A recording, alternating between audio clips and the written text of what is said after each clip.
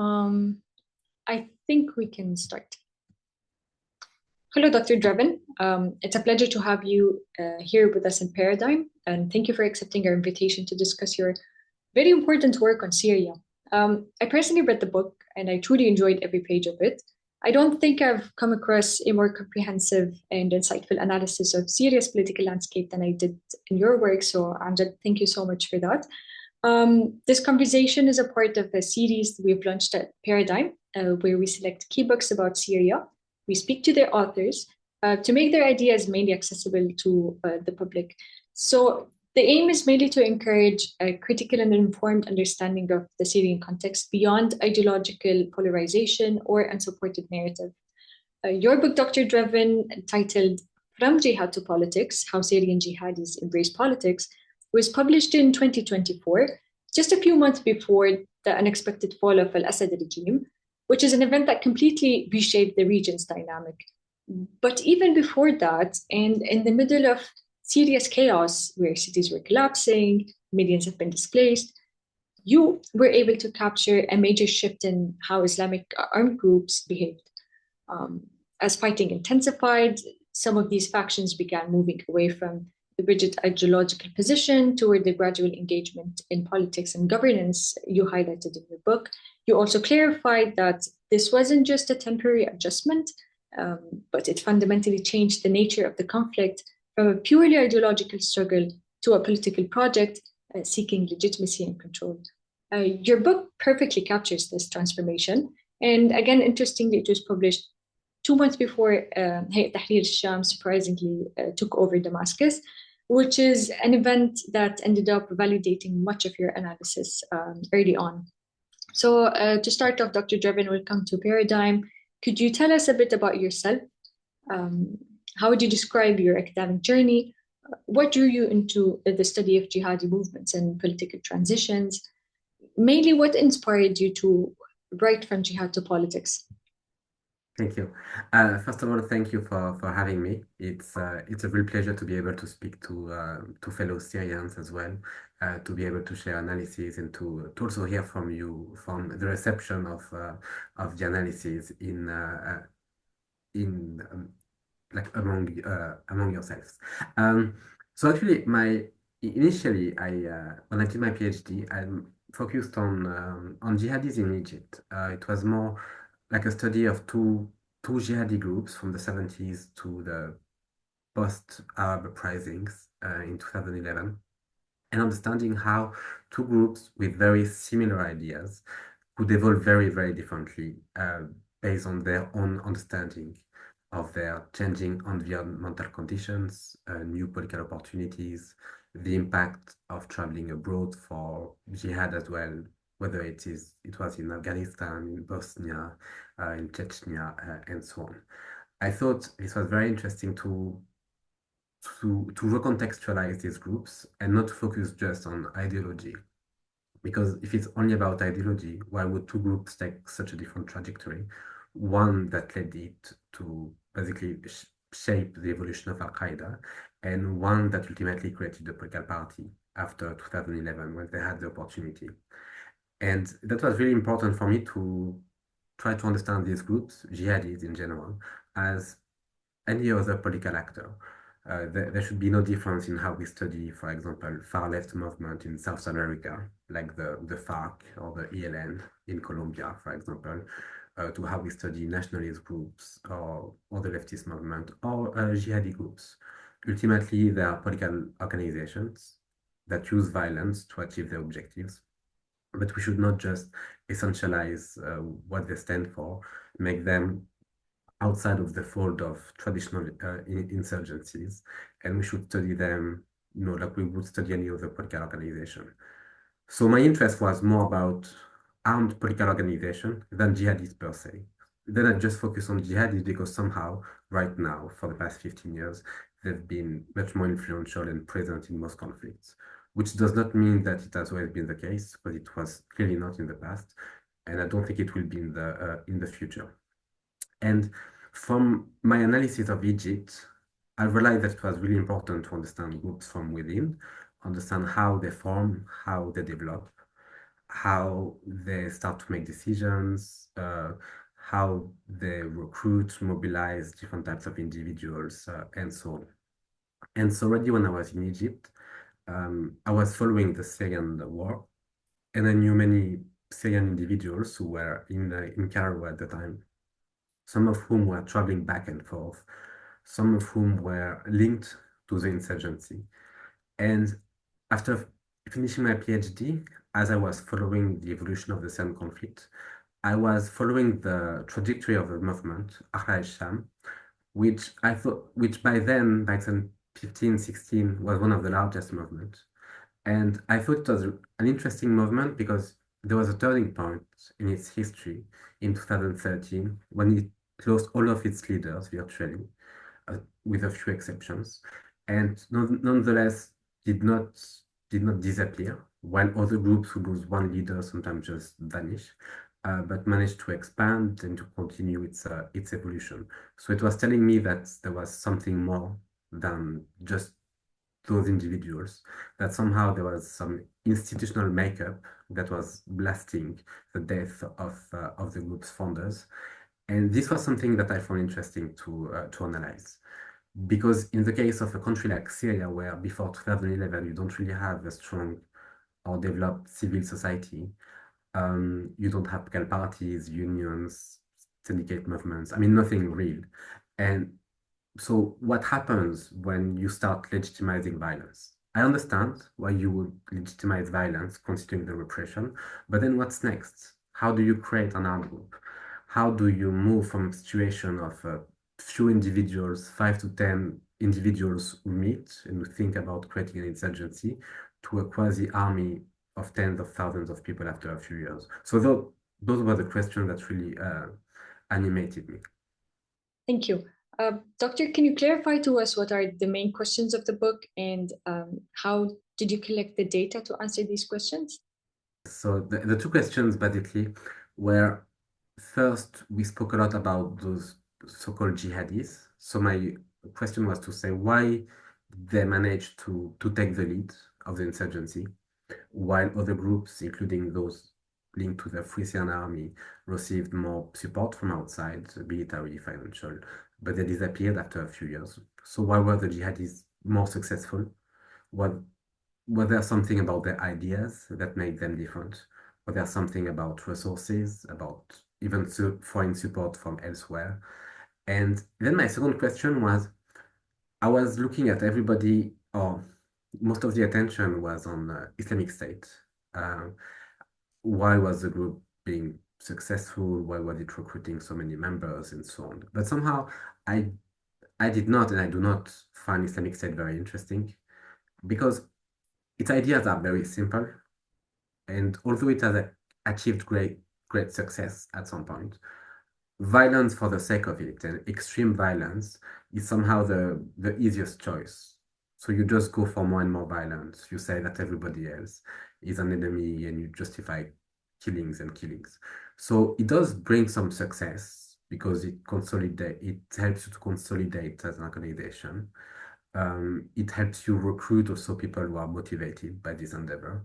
But ultimately, you can't really achieve your long-term political objectives because you'll be at war against the world, and so ultimately the world will be at war against you and you won't survive it.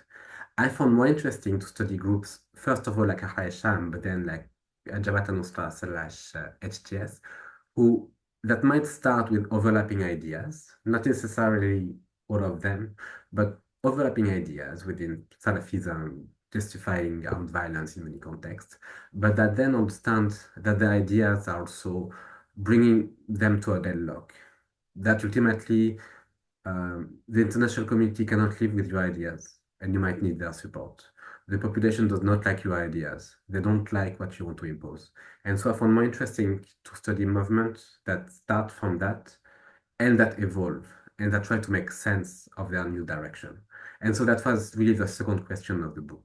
Why the largest movement, despite the focus on Islamic State, did politicize ultimately. And so by legitimizing stronger ties with the foreign states, with the population, with one another. Great, that was clear. What about the data collection process? I mean, Basically, one of my other frustration was when you look at research on jihadis, it's often what people say about them. So you have lots of sources that cover them without trying to understand their viewpoints, or some other research that are focused a lot on only primary documents. And primary documents are important. You want to understand how they publicize themselves, how they frame the meaning of their fight, how they frame their positions. I mean, it's important because it tells you how they want to appear to their constituency, but also to their rivals, to their enemies, and so on. But then I wanted to understand how they viewed themselves beyond what they were telling others. And so for that, I relied mostly on interviews. I wanted to speak to different layers of these groups, from the leadership to commanders to foot soldiers, to understand what sense did they make of it. If they decided to adopt new positions, why? How could we explain it? For me, it was important to really speak to people to see their evolving understanding of the situation. Great, which actually takes us to the next point. So, Doctor, the public discourse in Syria around this new political actor is deeply divided. Some say that the new government is just ISIS or Al-Qaeda under another name. Others see it as this genuine continuation of this pure revolution that started since 2011. But before diving into these views, how did Syria even get to the point where HTS emerged as the governing authority? So actually, I covered that in two books actually. So yeah, there's this one, From Jihad to Politics, and with my colleague Patrick Henny, we wrote another one, Transformed by the People, only about HTS. And when you understand this group, I mean, the first book explains, why they became successful. Because they were able to adapt to a changing environment.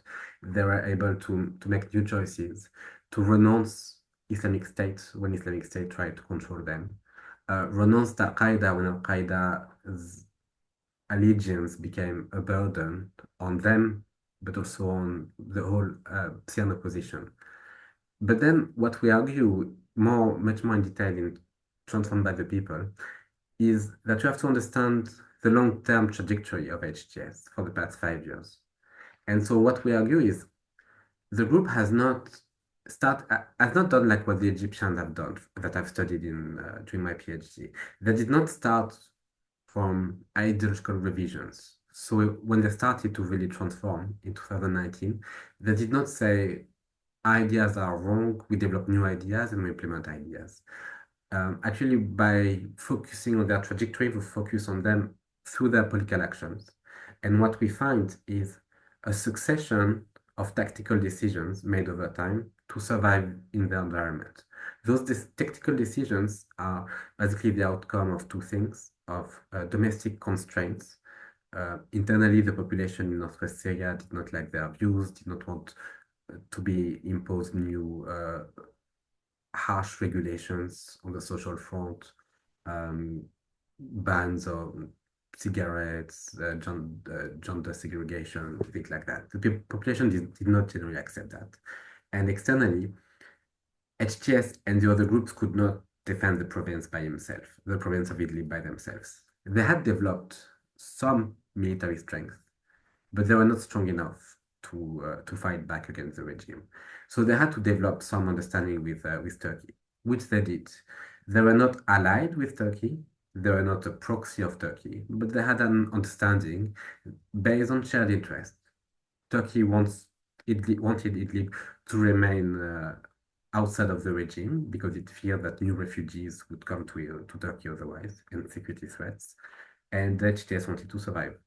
And so they had this understanding. But then making this concession or having an understanding with Turkey meant making concessions because Turkey had its own political agreement with Russia. And Russia imposed demands on Turkey that Turkey had to impose on HTS. For example, having shared patrols between Russian and Turkish troops on the highway in Jebel Zawiya.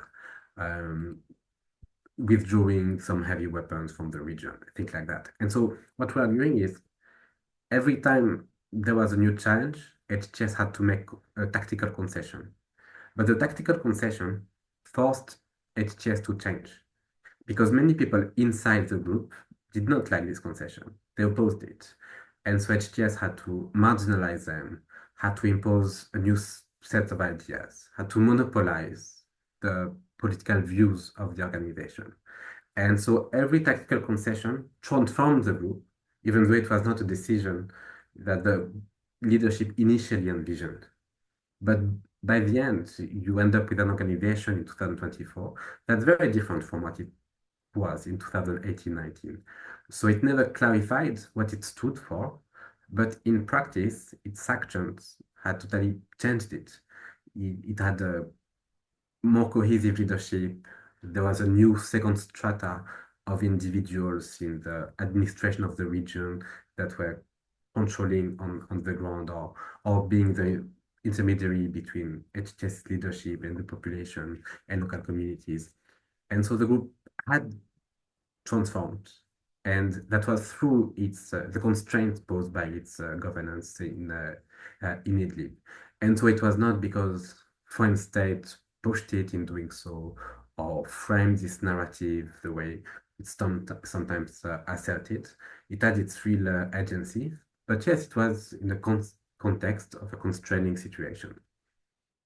So it's as if you're telling us that the unique context in Syria has pushed for a change, right? Can you tell us a bit about the characteristics of the unique characteristics of the Syrian revolution that led to the rise of armed groups in Syria? When you start an insurgency, you need to have support.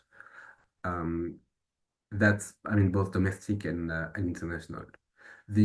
When you look at the Syrian groups that were created during the uprising, most of them were very, very local. Local neighbors, groups of friends, families, etc. They gather some weapons, some money, they start to fight. And so the Islamists were more successful because many of them were connected before. They knew one another. They knew one another's background throughout Syria. But they were also connected to people abroad who also could send support, money, weapons, things like this. And the reality that by 2010, most large conflicts abroad were dominated by jihadis. So it means it was a tendency that was more popular for armed movement, and that had a lot of commanders and foot soldiers to actually help different insurgencies. So to get the military experience in a way was easier because you could connect to fellow fighters who were fighting elsewhere and who would come help you train, fight, etc. Which for the groups was not the case. In the 70s, it would have been different. In the 70s, this role would have been played by leftists. Leftists from Europe, from the Middle East, were in touch with one another. You were like Europeans, Germans, and so on, training in the Bekaa Valley or in Jordan. But 40 years later, it was different. So in that sense, it did help them. Thank you. On that note, I just wanted to remind everyone watching the video how important it is really to read the book, because you've tackled all of these questions at the introduction. You spoke about the rise of global jihadi Salafism as a reaction with the global events of the war in Iraq, the war in Afghanistan, and the previous wars that have been launched by the US in different countries. You've also talked about the specific context in Syria, which led to the rise of Islamists even before the 2011 revolution. So this was described in a very nice way in your book. So thank you so much. Just wanted to remind people to read it again.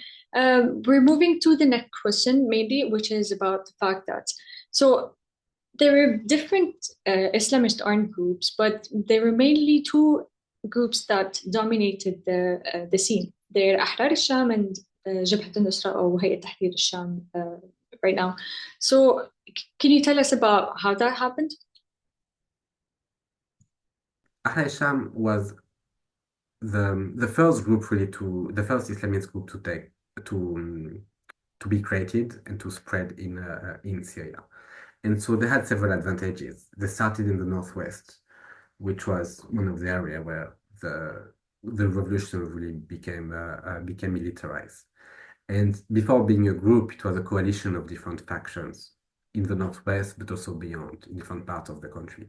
So in that sense, they became large and popular because by being the first one, when new Islamic brigades would be created, many of them could join them, being in touch with them, and join a larger group. It was quite an inclusive group in a way, which explains why they became the largest organization by 2015-16. Jabhat al-Nusra was very different. Jabhat al-Nusra was created by one commander from Islamic State. So his advantage was that the initial individuals who created Jabhat al-Nusra were already fighting in Iraq. So they had the experience, the networks. Islamic State was giving them some money and weapons as well. So when they came to Syria, they could easily link up with other fellow militants, building upon networks of militancy that existed in the past. So that explains why those groups became much bigger and popular than, for example, Jaish al-Islam, which was also quite big, but that was mostly based on limited networks in Ghouta and not really elsewhere in Syria. So if Ahrar al-Sham started as the popular group and Jabhat al-Nusra as the unpopular group, how did this change throughout the conflict, and how did Jabhat al-Nusra then took over the scene in Syria?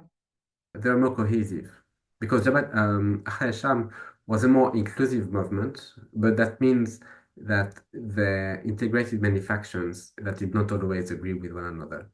And they often fought, especially after the killing of their leaders, they started to fight over the direction that the movement was taking. Do we want to focus more on politics, including reaching out to foreign countries? Do we want to only focus on the military and on the fight? And so you didn't have a strong leadership. People were fighting one another over the years. So when the fight started, Jabhat al-Nusra was simply more cohesive. They had a strong leadership, one leader, one decision. So for them, it was easier to fight Ahrar al-Sham, and they were more willing to fight Ahrar al-Sham than the other way around. And the decentralization of Ahrar al-Sham meant that Jabhat al-Nusra could isolate some of their stronger areas or stronger geographic strongholds to avoid fighting the larger parts of the group. A pivotal moment in the Syrian revolution history was mainly the entrance of ISIS into the Syrian arena. The opposition was having multiple fronts against the regime, its allies. Then there were all of these internal strikes and fights in between them. Then came ISIS. Can you tell us about what happened then? The fight started in a later phase. From 2011 to 13, the groups were not really fighting. They were like small groups without a clear identity, people who could move from one group to the other. And even the Free Syrian Army groups mostly were collaborating with Islamic State initially, when Islamic State and Jabhat al-Nusra were more or less the same thing. They participated in shared battles, and even in 2013, when Islamic State and Jabhat al-Nusra split, you still had places where you'd have coordination between different groups, including Islamic State, to fight against the regime. But then what happened in 2014, for the first time, there was a fight within the opposition. And that was all the groups against Islamic State. And so they expelled Islamic State from the Northwest, from Aleppo, from Damascus, and so on. And the fight between the groups started later. Some of it was because Jabhat al-Nusra was accusing them of being supported by Western countries. Some of them were because some groups were considered a bit more criminal than others, engaging in kidnappings, things like that. Sometimes it was just to steal their weapons, their guns. So then the fight became more common after Islamic State was expelled. I think this is one of the most interesting points that you and perhaps very few other writers have captured on, which is the impact of ISIS on Islamist groups in Syria, because what happened before ISIS is not the same as after they've expelled ISIS. You mentioned through the book that this very specific experience have forced them to undergo through a revision of their ideology. So can you kindly tell us about why that happened? And basically, initially, the groups were quite ambiguous about even IS's ideas. From 2011, 2013, many groups agreed with those jihadi ideas and were debating one another and shared the same views. But then Islamic State starting to fight them, and then the groups had to differentiate themselves from Islamic State for two reasons. The first one is if you want to convince your soldiers to fight Islamic State, you have to tell them how you're different from the group. Because your soldiers are going to fight a group if they think that the group believes in the same ideas. So you had to start differentiating yourself religiously from the other group. But then it was also because of the international context. You had Islamic State that was launching armed operations, that was becoming very violent. And foreign countries increasingly were seeing it as, an enemy to be fought. So other Islamists had to say, look, we're not like this one. So they had to say, no, we are closer to the population. We don't believe in those radical ideas. And so they had to evolve as a result as well of the international situation. Throughout this, so this process through which the groups have been through, the armed groups have been through, this revision of ideology, this gaining of conscience into who they are against other actors. So there's a process of transition happening here, and in the book you mentioned the word politicization. Can you explain what politicization means? Often when actually we read in political science, we can speak of deradicalization, which has some value because you move out from the radicalism that defined you, even though you still use violence. So that can be used, and that we use in Transformed by the People. But then if we speak of the other main terms speaking about that type of phenomenon, would be to speak about moderation. And I don't really like moderation. Moderation is very based on different contexts. What is moderate by Idlib standards might not be what is moderate by Damascus standards, let alone by British, American, or French standards. So moderation has to be seen really in the context of a society, and it doesn't really clarify what exactly the group stands for. While using politicization is really to emphasize what these groups are doing and the interpretation of these groups themselves. They do see it as engaging in politics, and it is ultimately what they are doing. And so the political game somehow takes over their other considerations, including military or theological. And this is how they also understand it. That's why they usually frame it in Siyasat al-Sharia. So this is like Sharia politics, what we are doing, which is our doing politics within the context of our understanding of Islamic law. Can you tell us about the key moments, events, internal crises, external pressure that led the group to transition from being just an armed group to a political actor? The first one was, and the main one really was 2016.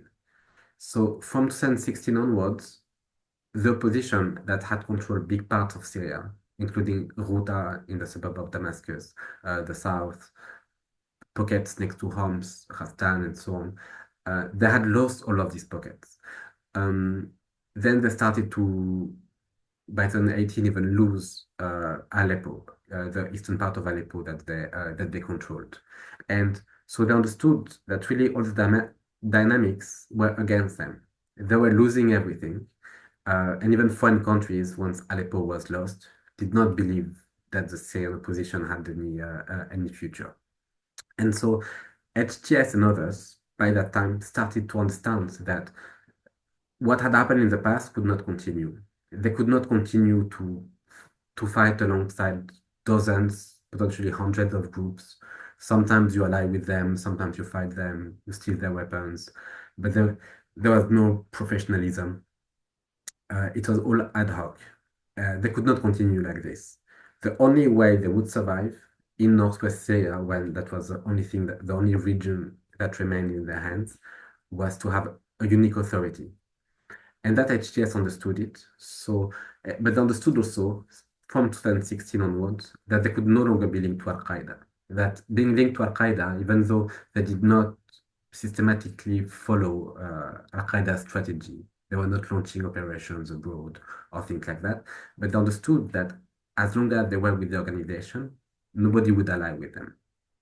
So they had to announce the organization, and HTS as a project initially was not supposed to be a transformation of Jabhat al-Nusra. It was supposed to be the union of all the groups. But then the union failed. So the second turning point happened very quickly after, by between 2017 to 19, was to say, if we can't have a consensual solution, we'll impose our views. And so they managed to take over other groups, mostly Ahra Sham and the group that had allied with them. But then once in power, they had to start to govern. And that created a whole set of constraints that I mentioned before that forced them to transform and to change, even though it's not something they envisaged initially. So the driver behind armed group transformation is mainly survival. Is this what you're trying to say?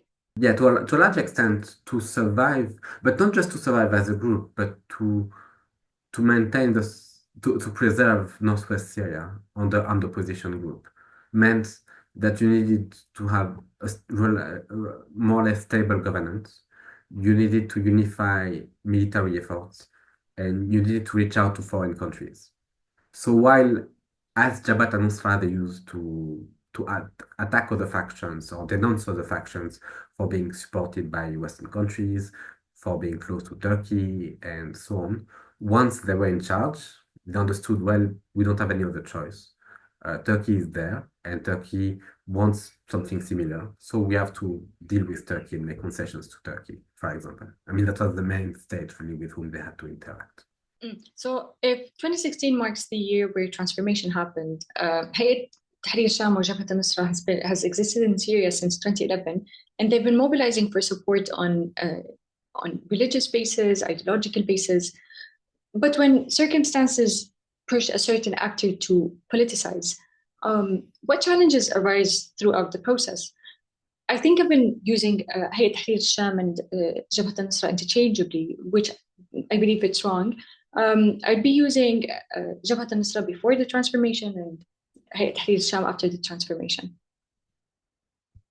Even though I do not say that ideology explains everything, and I say that a lot of it has to do with the context, then we can't deny that actors have political beliefs. And Jabhat al-Nusra had political beliefs, and they were recruiting people convinced by them.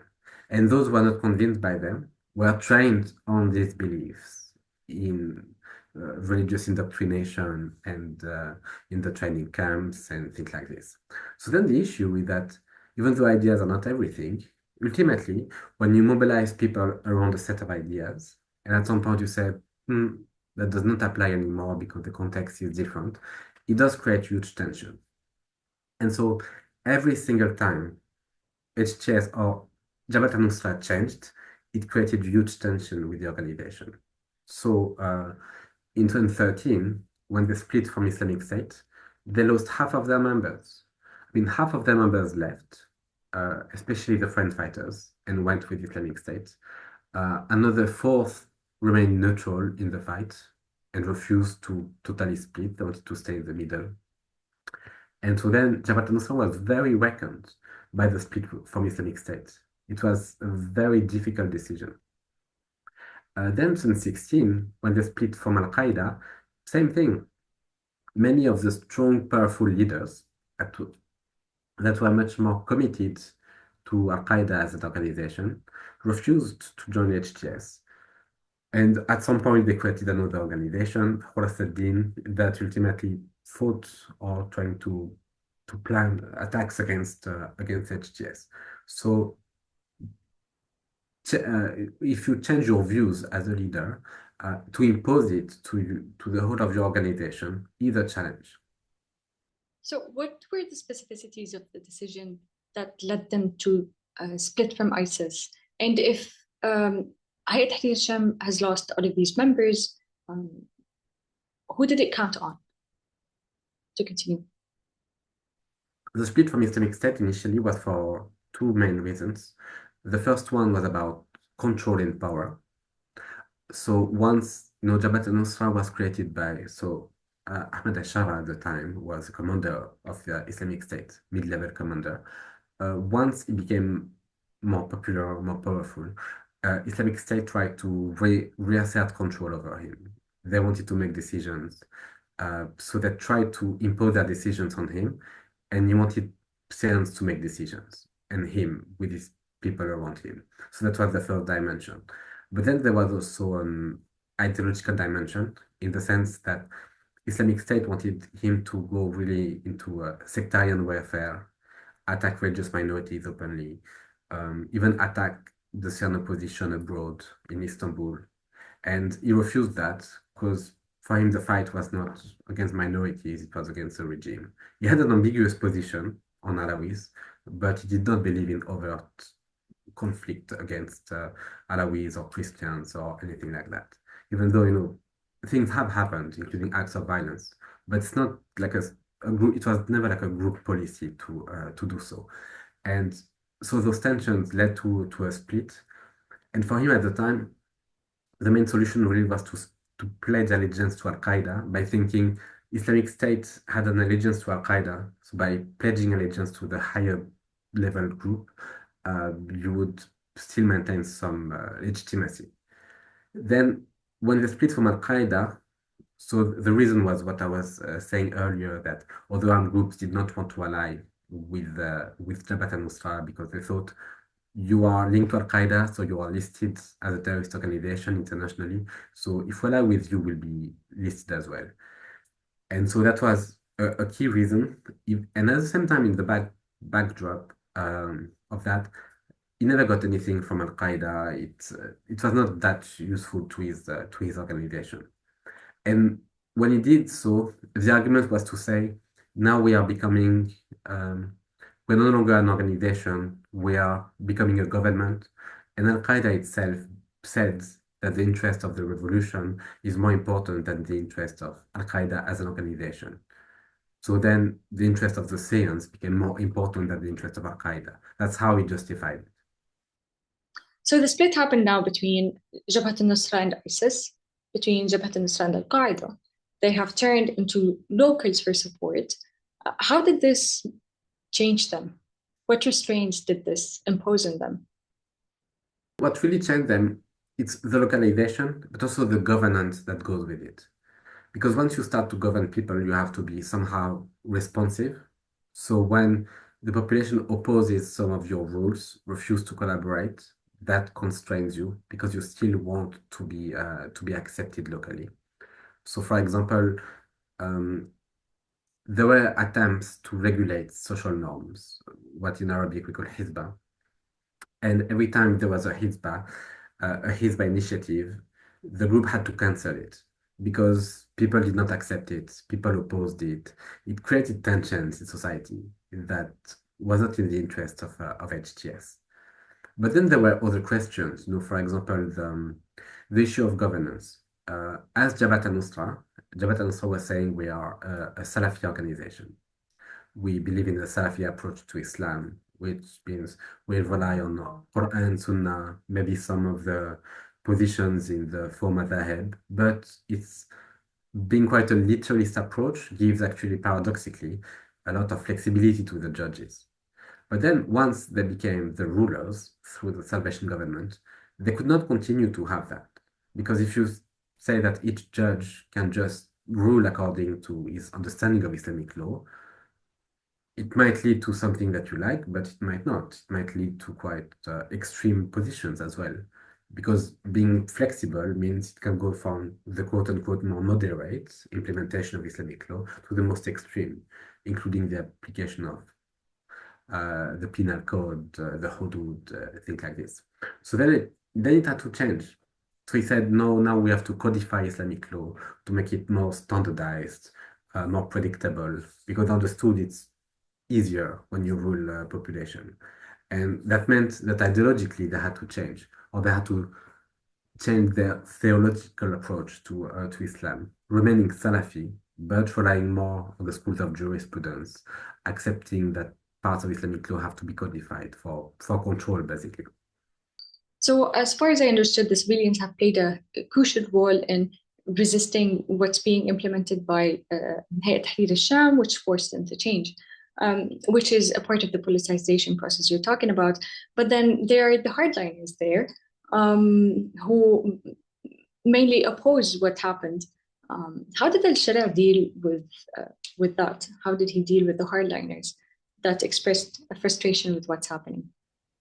I mean, that's where we have a difference between Ahrar al-Sham and HTS, because many of the hardliners, including the Egyptian hardliners, were in Ahrar al-Sham, the other large group before. But Ahrar al-Sham never really managed to control them. Ahrar al-Sham was competing with Jabhat al-Nusra, so when Ahrar al-Sham crushed its hardliners or tried to control them, basically the hardliners left and joined Jabhat al-Nusra and then HTS.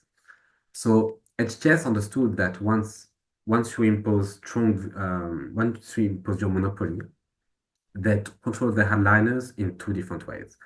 First, through institutions. So, for example, you have all the religious preachers that were active in the Syrian war. You integrate all of them within structures that are under your control. And then you don't address the content of their ideas. You don't tell them you have to renounce ABC, but you say you have to respect the voice of the majority of the council of which you're part. And the council of which you're part, you control it and you prevent it from expressing positions that you dislike. And if they do so, then you arrest them. And the fact that by then there were no really competing groups to HTS meant that for the hardliners, you have two choices. I mean, you have like three choices. You comply, or you resign and you stay silent, or you'll face arrest. Thank you, Doctor. That was very clear. We're going to move now into the governance part, where we talk about Hayat Tahrir al-Sham and their experience in governing Idlib. Because one of the things that distinguished them as a non-state actor was the fact that they ruled Idlib through institutions, and they have dealt with civilians. There were protests, and there was a violent repression of them. Can you talk to us about Idlib experience, which might also be perhaps a key phase into understanding how they govern Damascus today? I mean, it's them on different fronts. So domestically, they had to make an increasing number of concessions. So, for example, they stopped relying on, or they stopped believing or practicing Hizbah, the implementation of social norms.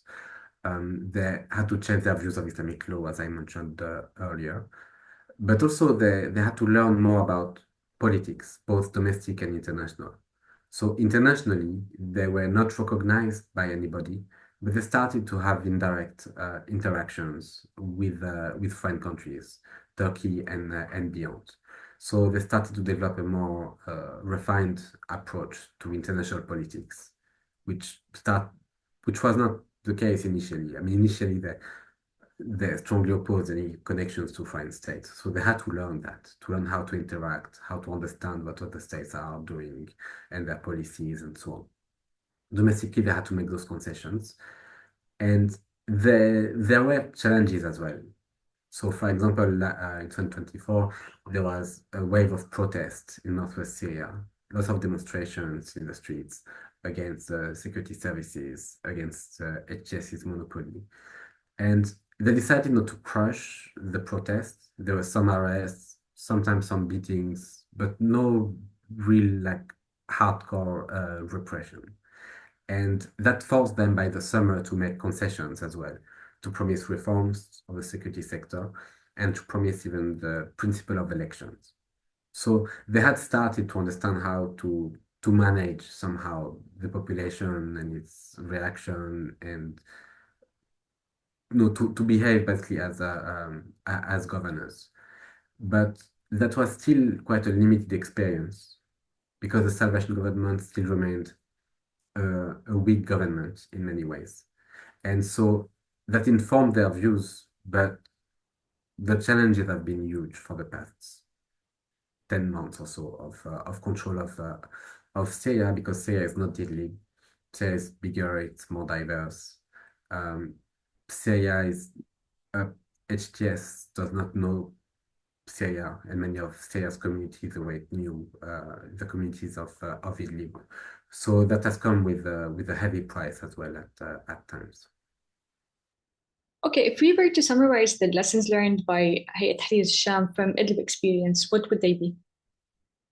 The lessons were basically about how to read the population, how to focus more on struggling against political dissidents, focus and being able to delegate other parts of governance instead, changing the approach to Islamic law, embracing the idea of codification, of going back to the traditional schools of jurisprudence, and the whole learning process with diplomats or with foreign actors, learning basically the beginnings of international diplomacy. So the experience in governance is very important for non-state actors to politicize. But then thinking about it, ISIS too had a governing experience where they had institutions, they had courts, they had collective taxes, they have an organized army, yet still they haven't been through the same changes that هيئة تحرير الشام has been through. What explains that? Because they chose two different approaches. Even though, I mean, on the one hand, HTS wanted to maintain the political representation of the province. So they accepted to delegate part of governance, to make concessions, as long as there was no political political dissidents. Again, they would not have accepted political dissidents, but they understood that ultimately what matters, was the long-term game. And what I argue in the book From Jihad to Politics is the trajectory of both HTS and Islamic State show like two very different choices. When you have to deal with basically the external world, you have two approach. The approach by initially Al-Hasham and then HTS is to say we have to balance our interactions with others by institutionalizing our relations to other groups, to other states, to the population, and to balance that with our internal dynamics and to try to find some equilibrium. And it's hard because an equilibrium is difficult to maintain. Sometimes people inside your group propose those choices. Sometimes states or others, population, other groups demand more concessions, which inside people might not accept. So it's difficult to maintain it. Islamic State's choice was actually very simple, was to say, we monopolize power.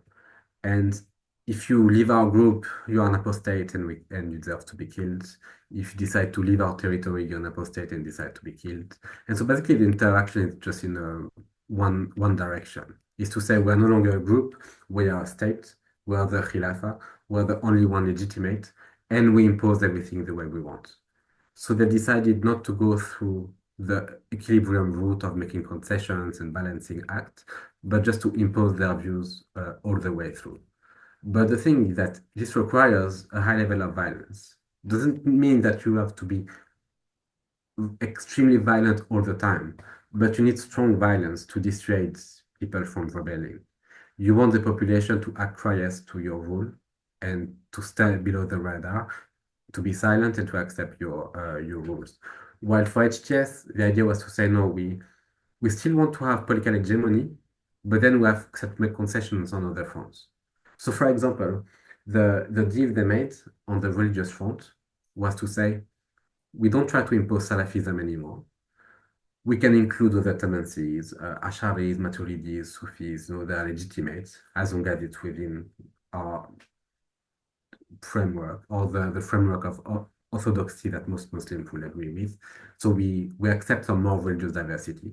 We can also reach out to minorities and so on, as long as we maintain political control. So religious diversity, as long as it's not used to delegitimize you as a political group, is fine. So they accept to prioritize basically some like the political survival as opposed to just trying to to maintain control of everything, which is very costly. Is this a real power sharing dynamics? No, then it's still like even that when they delegate, basically they delegate what they think is not too important. So you delegate, for example, health. The health sector goes to NGOs. The education goes to other organizations and UNESCO, which can provide for all the resources. Other foreign countries can pay for the teachers and things like that because you don't think it's essential. So they accepted to focus only on what mattered, which is controlling the economy, controlling the security, internal security, to a large extent, so controlling the military. The justice also was often controlled by HTS's linked judge. So they accept to focus on the essential mission of the state and everything else to delegate. So it's not power sharing. In the sense, it's more having non-members participate and help you, but you don't give them real political power. I mean, that was the experience in Italy. And to a large extent now. Yes, it was actually going to bring me to the question of what's happening now. So considering that you're familiar with the HTS experience and governance in Idlib, and now that they have moved to Damascus, what are patterns that you have found kind of similar to that of Idlib? Or what lessons that they have drawn from that experience in governing Damascus? I mean, they started with the point of saying that governing Syria is not like governing Idlib. But at the same time, the issue is that they didn't know too many people in Syria, in other areas that were not from Idlib or that had not traveled and moved to Idlib. So ultimately, what they've done was to maintain the main HTS leaders to become the main leaders. I mean, the president and the main power holders in the government. So that is something that remains up to this day. Then they accepted to, in coordination with the UN and with pressure from countries, to follow a political process with a temporary constitution, with the naming of a new assembly. And so all of that is very new. But that does not mean that they have open power. Basically, they very much maintain the main political decisions. But then they try to rely on different constituencies. So first, they try to rely on people from Idlib who were not from HTS but allied with them, either from the Salvation Government or from other groups like Aisha and Jaish al-Izza, Al-Qashar, etc. They all joined the military with good positions. To some extent, some from the Syrian National Army, north of Aleppo, that have also joined the military. Then they try to build ties with new Sunni constituency and with other communities, like with the Alawites, with the Druze in the south. It's more difficult because they face more opposition to or more doubts about the nature of their political project. Many in these communities, they don't feel reassured by the HTS control over the government, by the political direction that the group is following. So this is a much bigger challenge for them. They thought they could maintain centralized control and impose themselves throughout those regions, that by having some locals joining the institution, it would be sufficient. But local communities also want more clarification about what happens politically too. But politically, they don't really include others. Others can work with them, but they don't accept to share or to even allow political groupings to debate with them as political groups. And you see that in the new parliament. Those are all individuals. You don't have groupings, political parties, or anything like that. So, based on what you're saying, what kind of social order or political order is HTS trying to build right now in Syria after taking over Damascus? I'm not sure they really know. In the sense, they try to face the challenges on a day-to-day basis.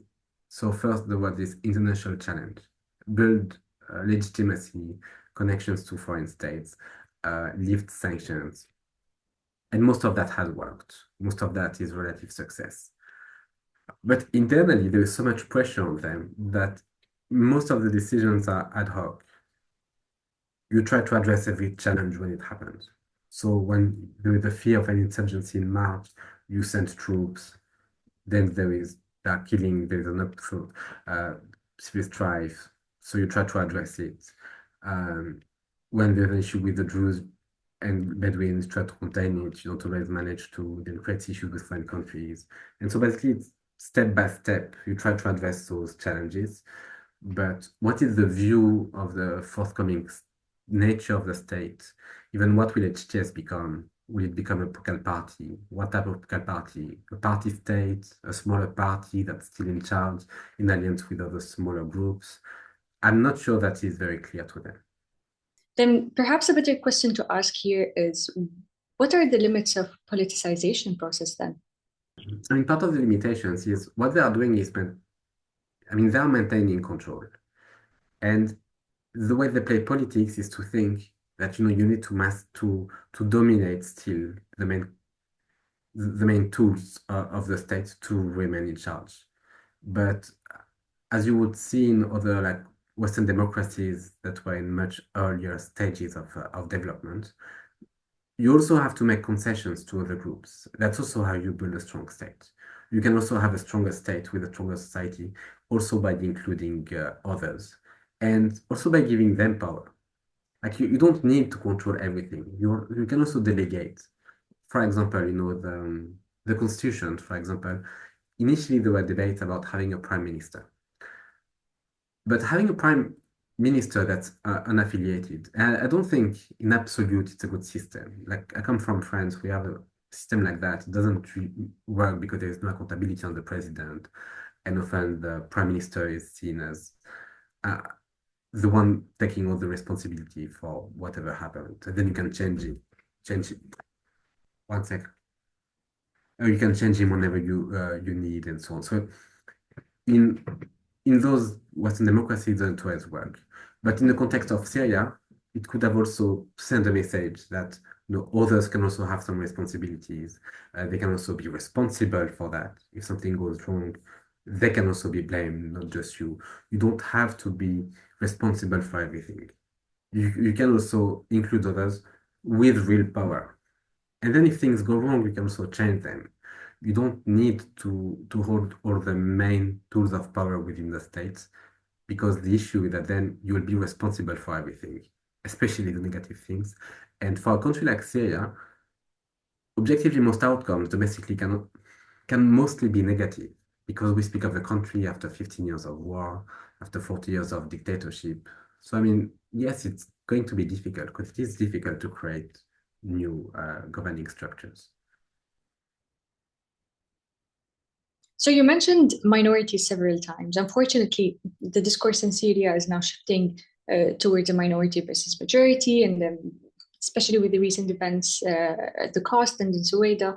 So can you tell us a bit about how HTS used to deal with minorities in Idlib, and some reflection on how they're dealing with them now after taking control in Syria? In Idlib, in a way, it was easier because the religious minorities were quite small in numbers, were mostly Christians and Jews. The main issue, for example, of the Christians were about many of their properties had been seized by Syrian refugees, internally displaced people from elsewhere. They wanted to retrieve their properties, their lands. And so HTS managed to solve that relatively easily. All of their houses were given back to their owners. There were more issues with the land because it gave also economic revenue, so there were a bit more tensions. And something similar happened with the Druze.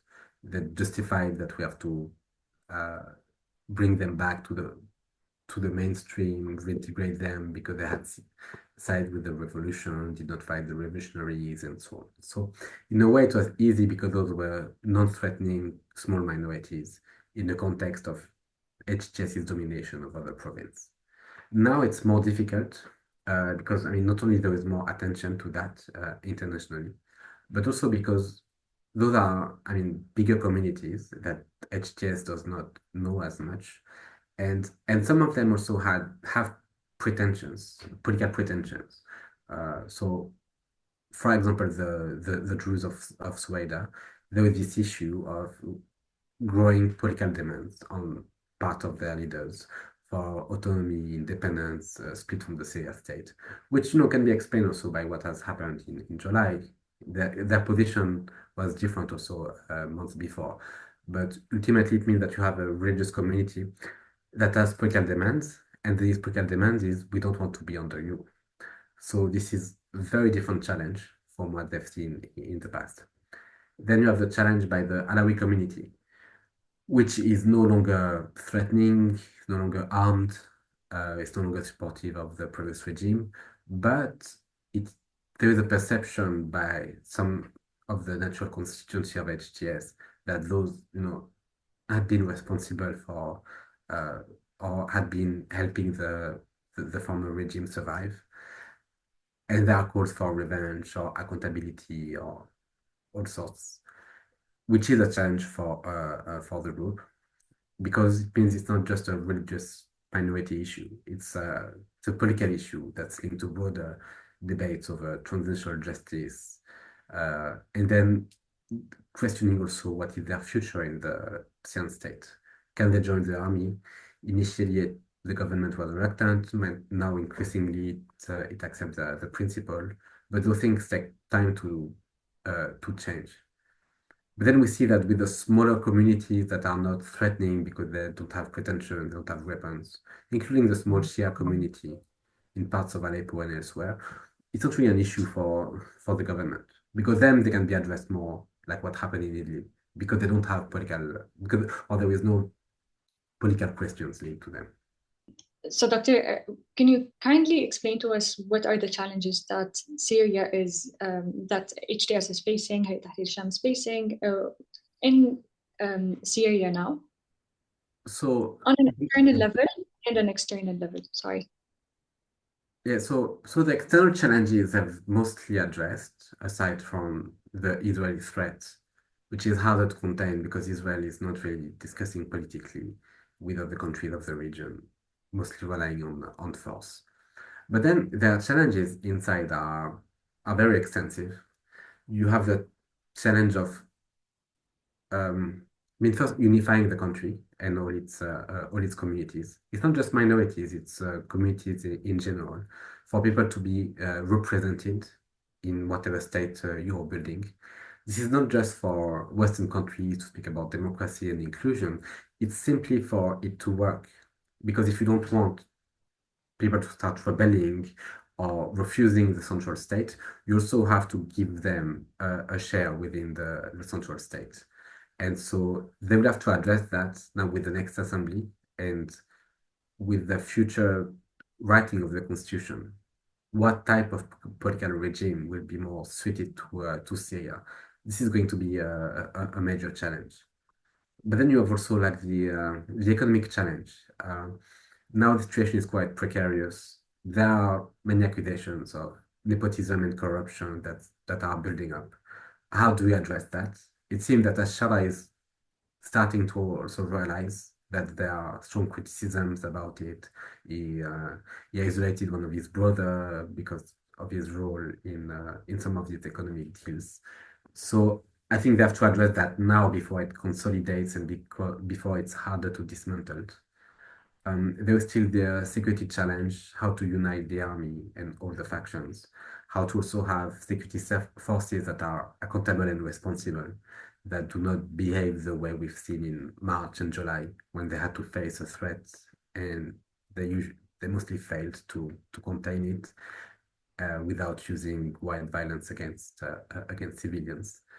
And then, generally speaking, there is this whole economic and reconstruction challenges. How to rebuild the state on new economic foundations. So now we're reaching the final part of the interview, where we zoom out a bit from the Syrian case, though the book tackles the Syrian case, but then at the end of the book, there is a whole chapter that discusses the future of political Islam, specifically when it comes to the development of Islamic Salafis around the world. Can we say that what happened to Hayat Tahrir al-Sham is unique to the Syrian context? Are there any similar examples worldwide regarding Salafi movements, jihadi Salafi movements that have advanced to political action, just like the case of Hayat Tahrir al-Sham? For now, it's a unique case. I mean, if we think of similar groups, I would put like all the Muslim Brotherhood aside because they contributed or because they are in a domestic context in which there are elections more or less free, like in Egypt, Tunisia at some point. Somehow can question also the Turkish example, but that's like very different. Then we think of groups that are linked to this idea of global jihad, there are not that many groups. I would set Islamic State aside because for now, it might change in the future, but for now, they're more in the violence non-concession approach. Again, it could change, but for now, it's not the case, or not substantially. We have three main other cases that would come to mind. The Taliban, Al-Shabaab in Somalia, and Jamaat Nusrat al-Islam wal-Muslimin, JNIM, in West Africa.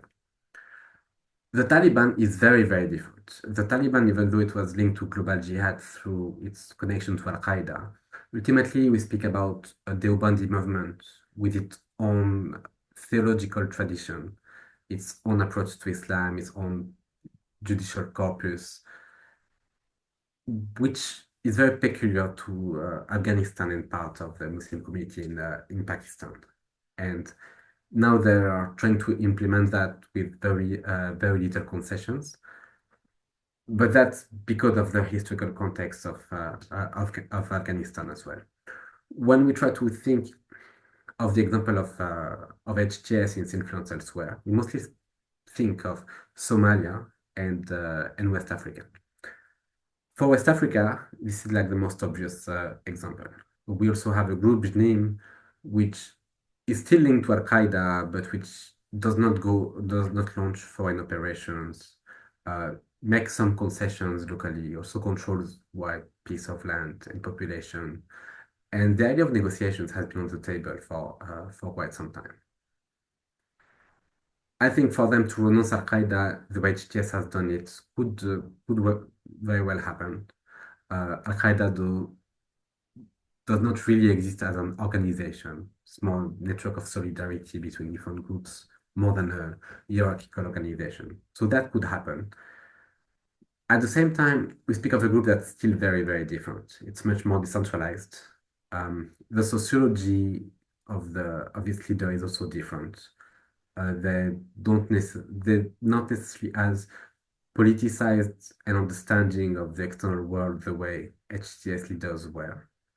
And more importantly, they don't depend also on making concessions to another state the way HTS had to with Turkey and somehow Western countries. So there is much less in terms of pressure on them. So if we think of a potential future for them, what's more likely would be for some other group to take over Mali, for example, for them to align with them and to have some decentralized governance in the north of Mali, which might look like something closer to what the Taliban is doing than what HTS is doing. A system of local courts that might align somehow with what locals want. On some front, no, because of its violence. But it would look something like that more than anything.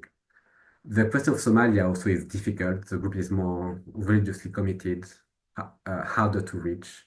Again, no other countries really have a lot of leeway on Shabab. So then the idea would be to think whether there could be even if power sharing would mean something with the group, in the sense that the war has been going on for 20 years. So could some power sharing happen? And what would that mean? What would that look like? A system of some Islamic court under what jurisprudence, what law, what would be implemented by whom? That could be part of the questions, but it's still a very problematic question to ask at the moment because of the regional environment. But so it means that HTS and its experiment is still quite unique and peculiar because of the context of the nature of society, the nature of international involvement in Syria, and also somehow the socio-economic background of the HTS leadership, which also positions it quite oddly for a jihadi movement.